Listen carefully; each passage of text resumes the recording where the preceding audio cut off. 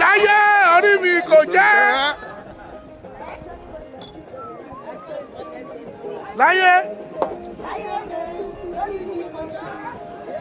ó dẹ̀ ó ti yọ dáa.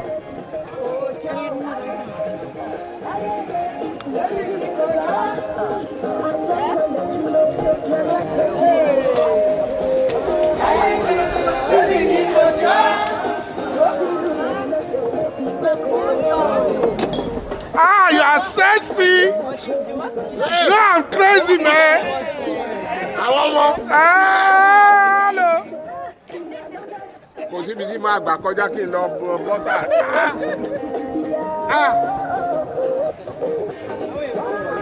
ó yẹ dìde kẹjọ.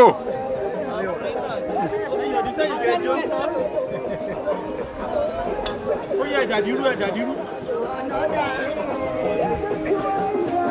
láyé.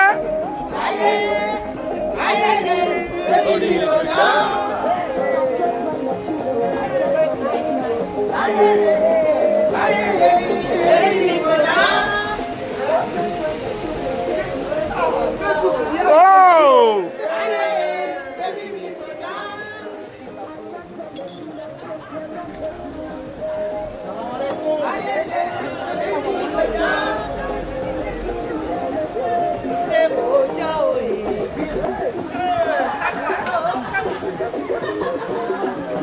ẹ kò mọ́lẹ̀.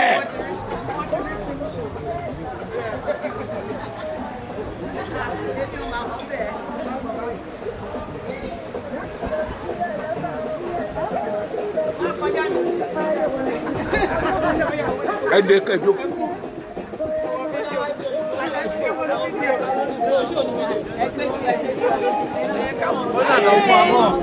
ó yá ẹ lọ jó bàbá junior.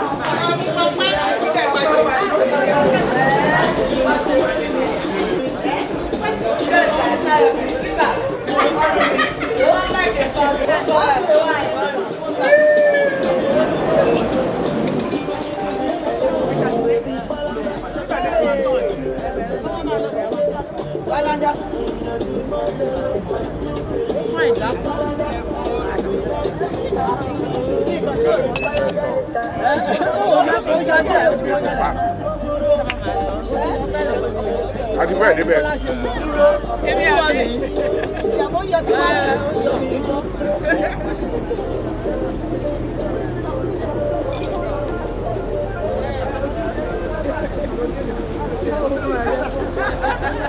So guys, just for 1 second, I just want your attention for 1 second. Okay. In 2 minutes we're back. I hope you had an amazing time with us. So I am going to give you some QR codes there for ratings. If you feel like doing it, if you give us 5 stars, you can mention our names. This is Mick, I'm Alexandra. We are in a competition in our company and we are trying to win a dinner at the tallest building of this city. So if you feel like doing it, I will give you 1,